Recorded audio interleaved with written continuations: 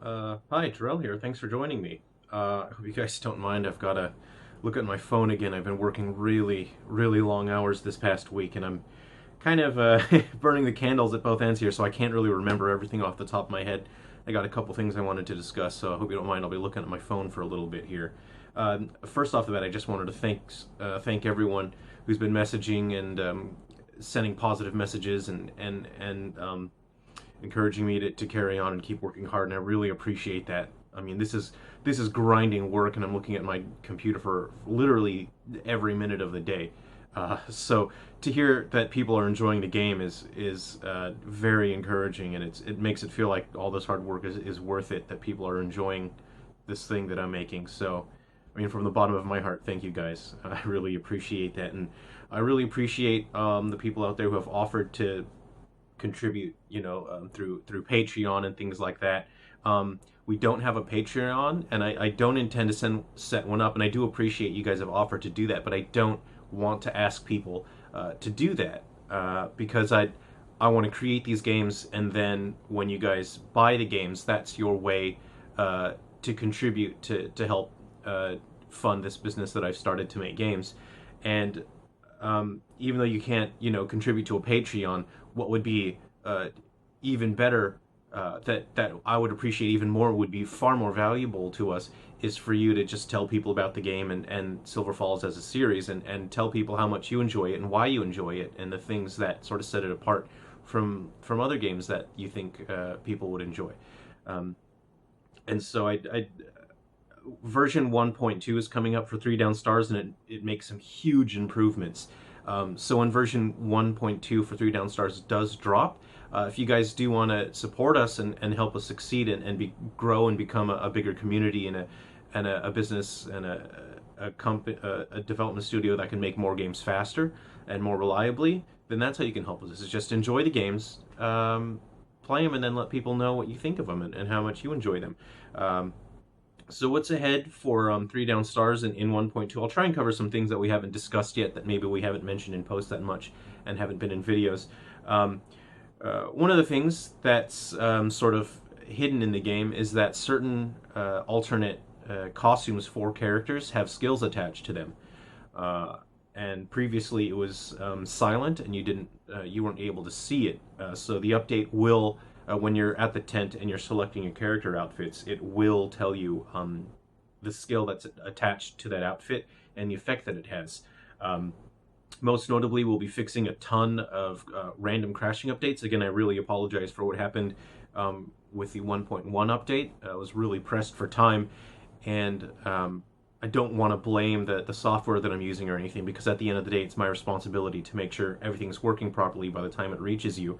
But we were really pressed for time, and the development environment software I'm using was randomly cutting out 12 megabytes from the build size, and I couldn't get it to stop doing that, which meant I do all of my work, I put everything in there, I make the fixes, and I say, all right, program, please make this file I can send to Nintendo.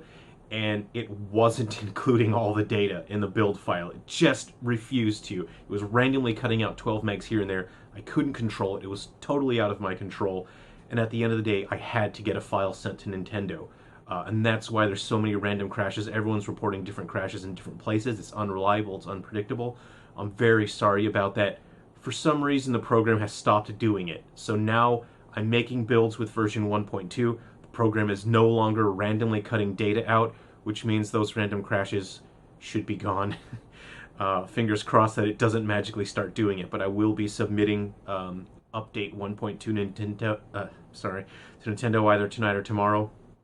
Um, One thing that people have requested is the lock-on feature, and so that is not a core skill that's always accessible.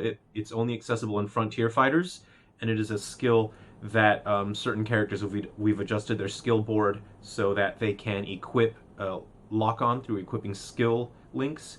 Um, but you can also get the skill lock attached to certain skills. So when you finish the mission and you get your reward weapon, it can have lock-on attached to that weapon.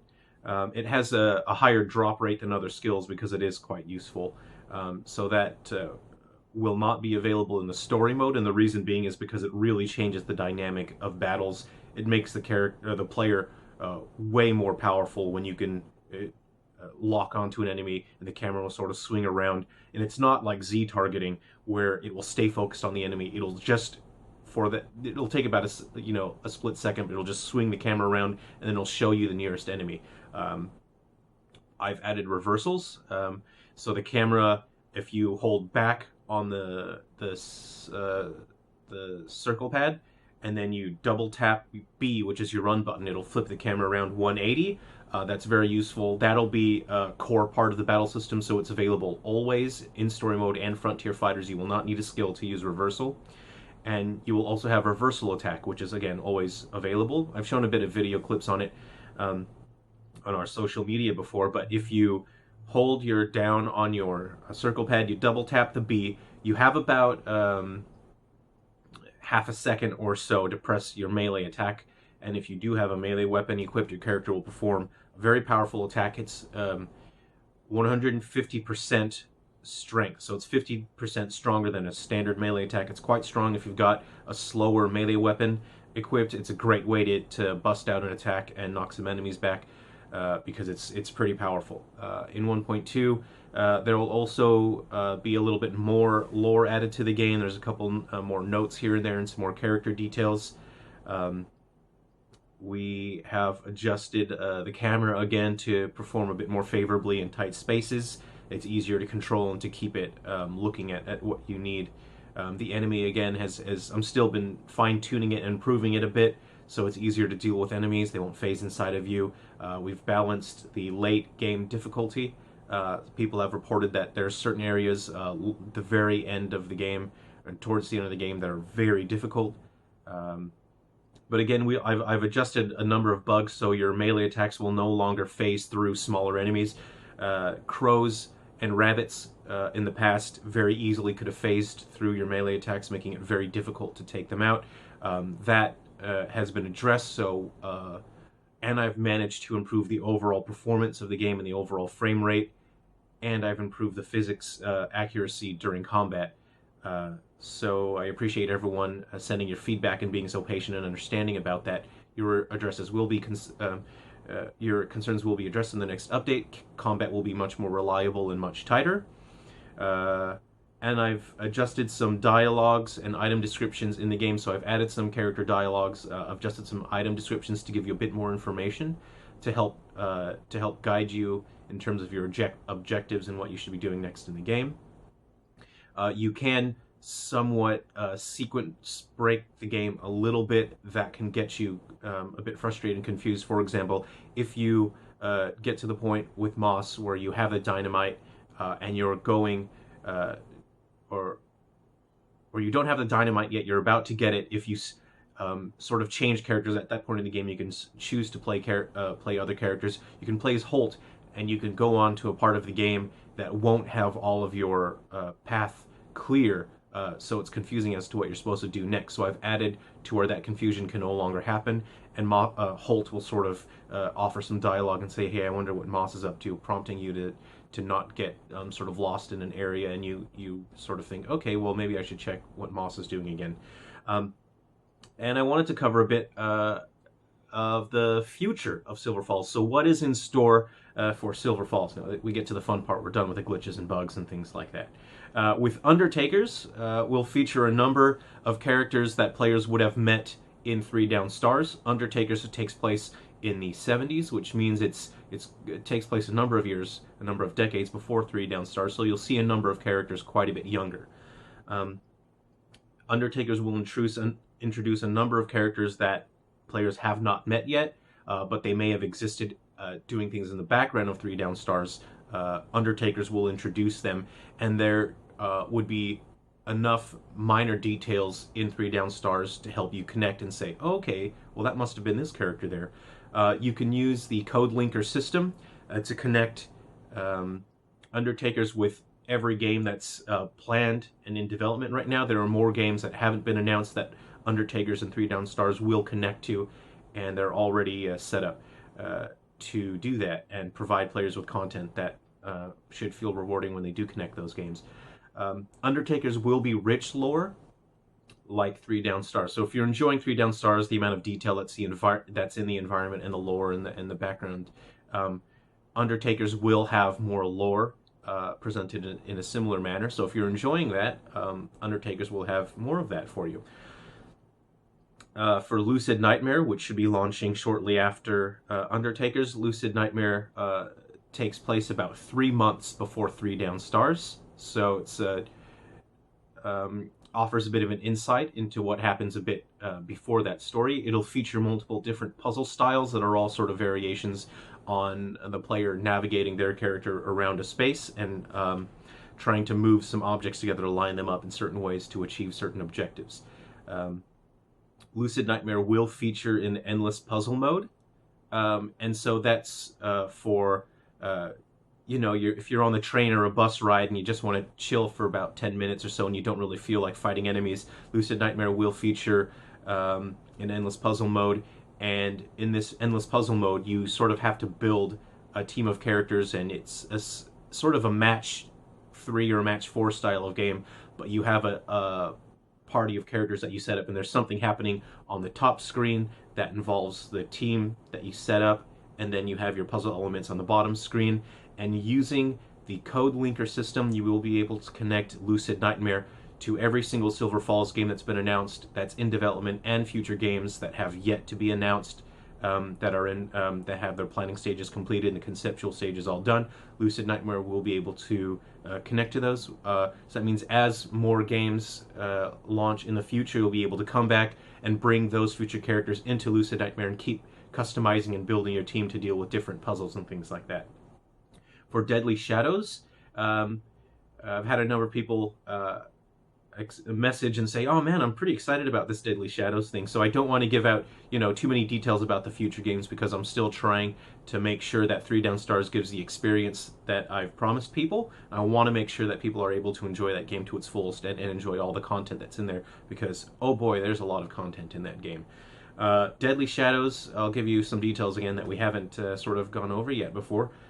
It takes place entirely in the mountains at a lumber cutting camp. So Three Down Stars has a number of different locations and things like that. Deadly Shadows will be a smaller, tighter, more focused experience, and it might feel a bit like an 80s slasher movie. And it'll play like a more retro 90s style horror game. So it's a bit more bombastic, a bit louder. It might be an experience if you're looking for something similar to like the old horror games from the 90s where things are a bit, bam, pow, holy crap, what's going on here? Deadly Shadows will offer something like that, and less of the slower paced horror of Three Down Stars. So Deadly Shadows takes place in the 80s, and it stars characters that players have met in Three Down Stars. So I haven't yet announced which characters those are, or which character will be the main protagonist, but players... there's enough clues out there in the game and sort of what we said about Deadly Shadows on social media. Players should be able to figure that out, actually. But you'll see characters who are a few decades younger in Deadly Shadows. They're frozen in time. They're somewhere in Three Down Stars. They're all over the world. And the story and characters of Deadly Shadows, they're pretty closely connected to the events of Undertakers and some of the events in Three Down Stars. So I hope people enjoy... once those games do launch, I hope people enjoy putting the pieces together and figuring out what's going on here. Diamond Island, again, I am not entirely sure we will be able to bring this game to the 3DS, but people have asked, so I will absolutely 100% do my best. But it will at least be a Switch game. So Diamond Island takes place about 6 months before Three Down Stars. And again, if you're enjoying the sort of the rich lore and the details that are in Three Down Stars, there'll be a lot more of that in Diamond Island, and it'll help connect the world together and make the lore and the world feel more connected and tighter and things like that. So characters that have been seen in Three Down Stars, they will feature in Diamond Island, and the gameplay will focus heavily on an open world sort of exploration of this island, collecting materials and building, so you can custom build pretty much anything. But because the game focuses on that sort of building and things like that, the sort of development environment that I'm restricted with makes it very difficult to make that work on the 3DS and not make it a crash-a-palooza.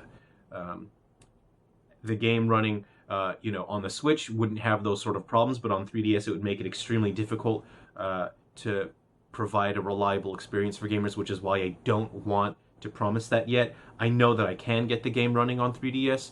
Whether or not it will be reliable and not crash out all the time is another issue. So before I promise that, I want to make sure that I spend the time, and if I can get it working, then I will release it for the 3DS.